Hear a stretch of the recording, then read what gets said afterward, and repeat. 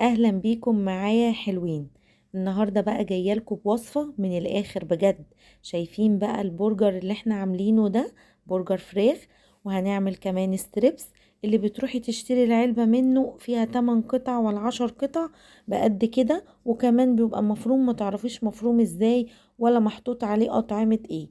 هنعمله في البيت وحاجه صحيه، وهتشوفي من الصدر الفرخه الواحد ده هنعمل منه قد ايه، او من نص كيلو بانيه هتشوفي الكمية هنفيزر منها قد ايه. انا عندي نص كيلو من البانيه، وعندي بطاطستين مسلوقين متوسطين، وعندي بهارات فراخ وملح وفلفل وسبع بهارات. والطبق الصغير ده كان عندي معلقة كبيرة من النشا ومعلقة صغيرة من البيكنج باودر. هبتدي بقى الاول ان انا اخد البطاطس وهرسها كويس قوي. بس طبعا البطاطس بكون سلقاها ومصفياها من المية كويس وبهرسها كده. نيجي بقى على خطوة الكبة، وهنجيب بقى الفراخ اللي معانا دي اللي طبعا غسلينها ونقعينها بخل وليمون وشاطفينها كويس لغاية ما تبقى بيضة وزي القشطة زي ما انتوا شايفينها كده، وهنحطها في الكبة. ونجيب عليها الاول هنديها بس ضربة كده ان احنا نفرمها. هديها فرمة كده بسيطة، فرمتها اهو دلوقتي. وبعد كده هبتدي ان انا اضيف عليها المكونات. هحط بهارات فراخ وملح وفلفل وسبع بهارات، وتقدري تحطي توم بودرة بصل بودرة الحاجات دي كلها، بس انا هقولك على اللي هيغنيكي عن كل الحاجات اللي هتحطيها دي كلها. وهحط البطاطس. ودلوقتي المكون اللي هيخليلي كل اللي انا حطيته دو هش كده وما يبقاش مكتوم في بعضه. هحط بضاية واحدة بس. وهنا بقى اللي هيغنيك عن التوم البودر البصل البودر والمش عارفة ايه والحاجات الكتير قوي دي، كيس فيجيتار. كيس فيجيتار ب3 جنيه ولا ب4 جنيه. هناخد نصه على جوه الكبة مع المقادير واحنا بنطحنها، والنص التاني هنستخدمه برضو. تقدري لو انت عايزاها تكون حارة تقدري ان انت تجيبي فيجيتار حار. وكمان انا معززة الطعم بمعلقة من البهارات الفراخ. وتقدري ان انت لو عندك مرقة فورية تقدري تحطي مرقة فورية لو ما عندكيش بهارات فراخ. خلاص انا كده الخليط اتطحن معايا كويس قوي واتفرم كويس. هبتدي بقى اجيب اي حاجة بس افرد عليها، وحطيت وفردت كيس من اكياس التلاجة. هبتدي بقى افرد العجينة اللي انا عملتها دي، الخلطة دي اللي احنا هنعمل منها بقى. هتشوفوا ده انا هبهركم النهاردة، هنعمل منها كمية حاجات هتقضيكي في الفريزر قد يعني ايام كتير قوي. وولادك هيحبوه قوي قوي، مش هيصدقوا ان هو نفس الطعم بالظبط يا جماعة بتاع اطياب وبتاع الكوكي والحاجات دي. بجد بجد نفس الطعم اللي بتشتريه في العلب، وانضف طبعا انت عاملاه على ايدك. ابتديت حطيت كيس تاني، وابتديت ان انا افردها كده بايديا. تقدري تفرديها بنشابة باي حاجة من فوق الكيس، بس عشان نخليها متساوية وكلها حجم واحد في التقطيع، وكمان اما نيجي نغلفها ونقليها. هشيل بس الزوايد كده علشان عايزاها تبقى مربعات كده متساوية. هبتدي اشيل الطروف كده من هنا ومن هنا. هشيلها كده علشان اخلي القطعة معايا متساوية واسويها كويس. خلاص انا خليتها هي مربعة وسويتها كويس. هبتدي بقى دلوقتي احط عليها الكيس تاني وابططها كده. عايزين سمكها ما يكونش تخين يا جماعة، يعني يا دوبك يعني مش عايزة اقولك سنتي او 2 سنتي. ليه بقى؟ عشان احنا لسه هنحط لها كفر، وكمان عشان هي فيها بيض وبيكنج باودر، فده هينفش معاها ولو عملتيها تخينة قوي مش هتستوي معاكي، وهتبقى قلبها عجين ومكتومة. فحاولي ان انتي تخليها مش تخينة ولا رفيعة، وهوريكم برضو القوام بتاعها يبقى عامل ازاي بعد ما تجمد. ودلوقتي انا حطيتها في الفريزر بوضعها كده زي ما كانت. وابتديت بقى نعمل الوحدات اللي هي هتكون برجر. بصوا بقى دلوقتي انا هوريكم خطوة انا عملتها وهعدلها دلوقتي برضو معاكم. ابتديت اخد كورة كده من الفراخ، وابتديت ان انا احط ايدي في يعني دهنه ايدي زيت، وابتديت ان انا اعملها عشان ابططها كده، بقت بتلزق جامد في ايديا وفي صوابعي. بصوا صوابعي معجنه. فانا دلوقتي بقى بصوا عدلت الدنيا. احسن بكتير من ان انت تحطي زيت في ايدك او في الطبق او حاجه، ان انت تبقي جنبك طبق فيه شويه ميه صغيرين، او تخلي الحنفيه جنبك شغاله كده على يعني على حاجه بسيطه ميه، وكل شويه بلي ايديكي ومقلسي كده عليها. بصوا بتبقى هايله جدا، بس طبعا ما تخليهاش تكون ميه قوي عشان ما تفكش منك. بصوا بقى شكلها من هنا لهنا بتختلف خالص، وبرضو مش عايزاها تكون تخينه. اهي بقت ملسه خالص وسويتها وتمام التمام. بحطهم كده بعيد عن بعض، وبعمل مثلا غيرهم تاني. لو انت هتعملي فوق طبق تاني فوقيهم، حطي كيس ما بين كل رق ورق كيس، علشان طبعا ما تسحميش عندك الفريزر عقبال ما تجمد شوية عشان نغلفها. هتحطي ما بين كل كيس وكيس كده وتحطي تاني. بص انا لما ببل ايدي مية بتتشكل معايا بكل سهولة وبساطة.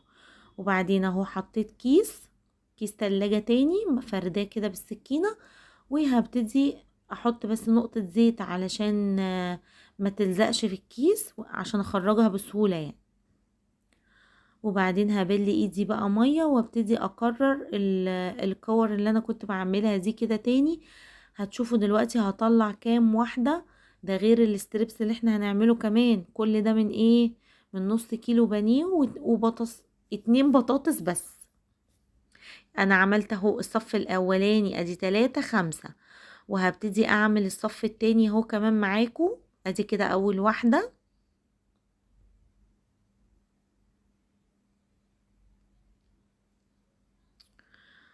طلعت 3 تاني، يبقى كده 8 برجر. بصوا بقى انا حطيته في الفريزر وطلعته، يا دوبك بس تشمع كده شوية، ما تسيبوش لغاية ما يجمد خالص، عشان احنا دلوقتي هنحدده بالسكينة. هنحدده بقى نقطعه بالطريقة اللي احنا عايزينها. عايزينه صوابع، عايزينه صوابع رفيعة، عايزينه مكعبات، عايزينه لو انت عايزة تعملي مثلا شكل نجمة، شكل قلب، الحاجات دي يكون عندك قطاعات استانلس او بلاستيك. وهتفرديه وتسيبيه بس يتشمع كده شوية في الفريزر، وبعد كده تبتدي ان انت تقطعي بالقطاعات اللي عندك. بس دي كده اسهل طريقة وانجز طريقة، وكمان زي اللي بتشتريه كمان من بره. يكون صوابع كده قد مثلا صباعين و... ومش طويلة قوي. حددته بقى زي ما انتوا شايفين كده، هو لسه طري، وبالذات الجزء اللي في النص ده كان طري قوي. شايفين انا بعمله بالسكينة اهو بوريهولكم. هحط عليه الكيس تاني وهرجعه الفريزر.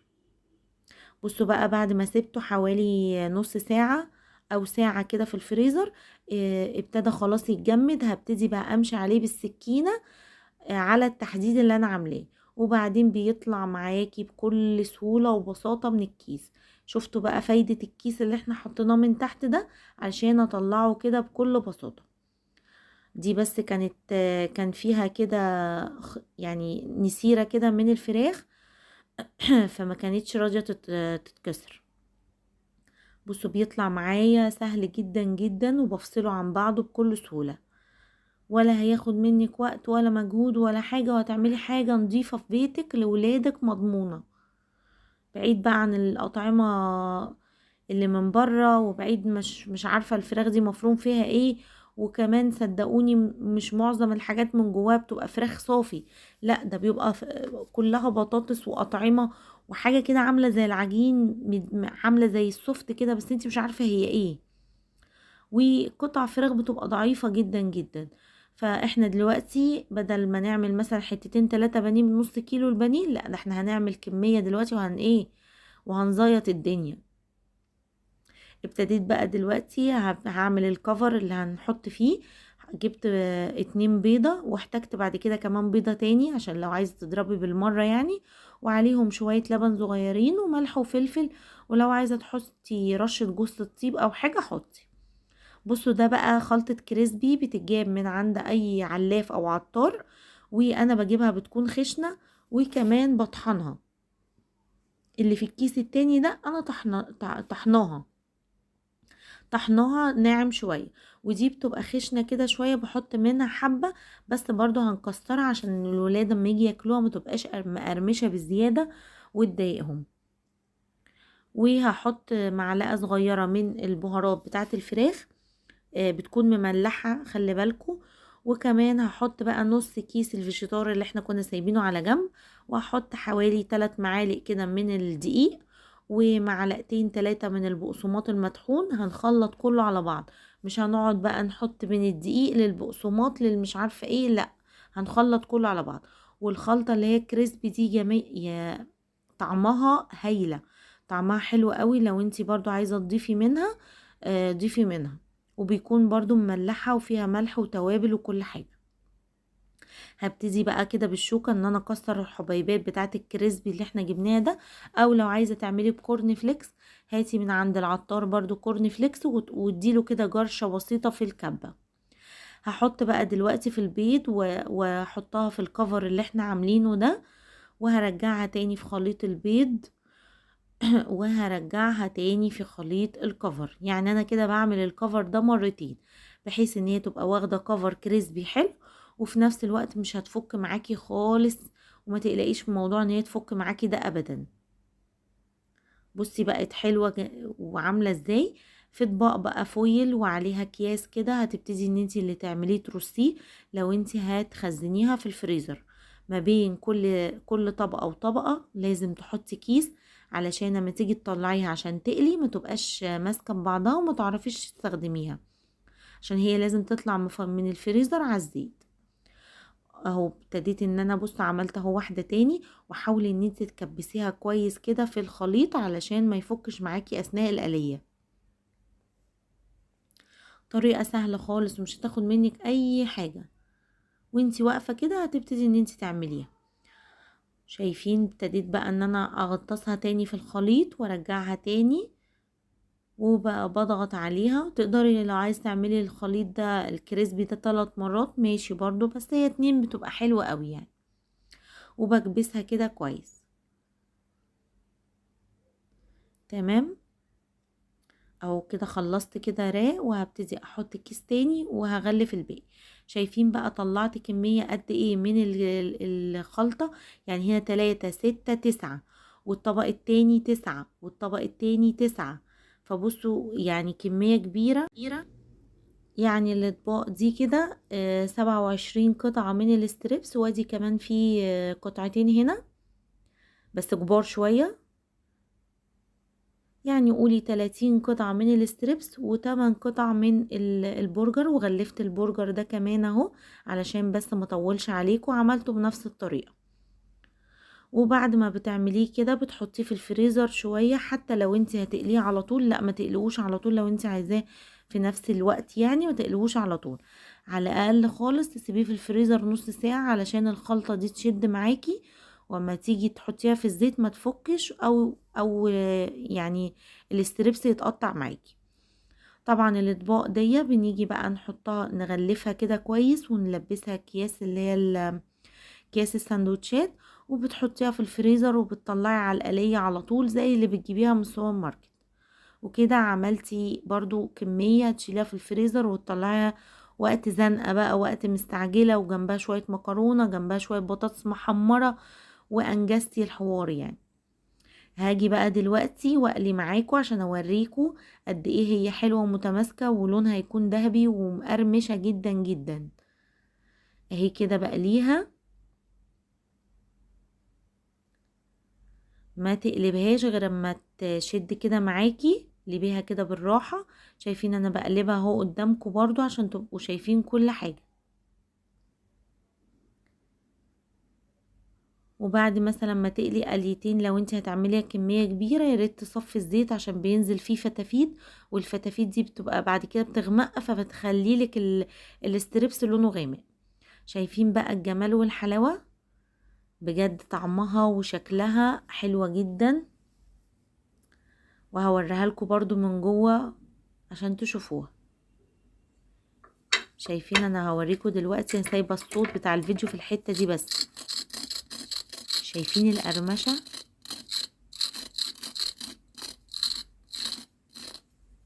هنا سأسقط قليلا فعلا. بصوا بقى، بصوا القرمشة، وبصوا من جوه مستوية ولونها ابيض زي بتاعت بره، واحلى كمان لونها ابيض فاتح من معلقة النشا يا جماعة، بتخلي اللون فاتح وبتخليها كمان تبقى هشة من جوه. ومعلقة البيكنج باودر الصغيرة دي بتديها هشاشة من جوه، ما تخليهاش مكتومة. وطبعا البيضة اللي احنا حطيناها برضو بتدي هشاشة.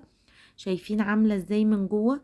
بجد حلوة جدا، وطرية من جوه وكريسبي من بره، ولا معجنة ولا اي حاجة. محدش يقول بقى حاطة بطاطس فمعجنة او حاجة، لا، اهي قدامكم، شايفين كل حاجة قدامكم. بس طبعا ما تكتريش في البطاطس، هي واحدتين كده وسط. بصوا كنت بدوقها هنا معاكم، بجد الطعم بالظبط بالظبط زي اللي بنشتريها من المحلات، وزي اللي بتاكليها بيبقوا الوحدتين. لو كلتيها في كوك دور ولا كلتيها في كنتاكي ولا حاجة، الوحدتين بيبقوا ب100 جنيه، مع وحدة كايزر وعلبة كنز او بيبسي، فبتبقى غالية جدا. طب ما احنا نعمل كل ده عندنا في البيت. وقالت كمان معاكم اهو البرجر وكاتشب بقى ومايونيز كده وطماطم. بصوا بقى، هنعمل دلوقتي هوريكي بقى ازاي تعملي احلى ساندوتش زي اللي بتاكليه في المطاعم، بيعدي ال100 جنيه، وبأمانة بيعدي ال100 جنيه في الهارد اتاك بقى ولا المطاعم الكبيرة. هتجيبي بقى الكايزر الحجم الكبير، عشان انا عاملاه البرجر حجم كبير مش عاملاه صغير. وهتحطي بقى كاتشب على مايونيز كده، او خلطيهم على بعض بيبقى طعمهم حلو قوي. وبعد كده حطيت اهو البرجرايه الجامبو اللي انا عاملاها دي. وبعد كده هحط بقى تحطي بقى طماطم، حطي خيار مخلل، حطي خيار عادي، قطعة بقى كده من الكابوتش، ودلعي بقى الساندوتش وروقي كده على عيالك. بعد كده ما خلصوا الامتحانات وهم الامتحانات والاجازة بقى جت، فرفشوا نفسكم كده واستمتعوا بوقتكم يا جماعة، بعيد عن اللي احنا كنا فيه ده كله. ابسطي نفسك وابسطي عيالك، واعملي بقى البرجر دوا، وشوفي بقى ولادك هيبقوا فرحانين بيه ازاي، وطعمه هيبقى طعمه تحفة، ومش هيصدقوا ان انت عاملاه لهم في البيت. يا رب الفيديو بقى يكون عجبكم والوصفة تكون فادتكم، وما تنسوش اللايك كتير للفيديو.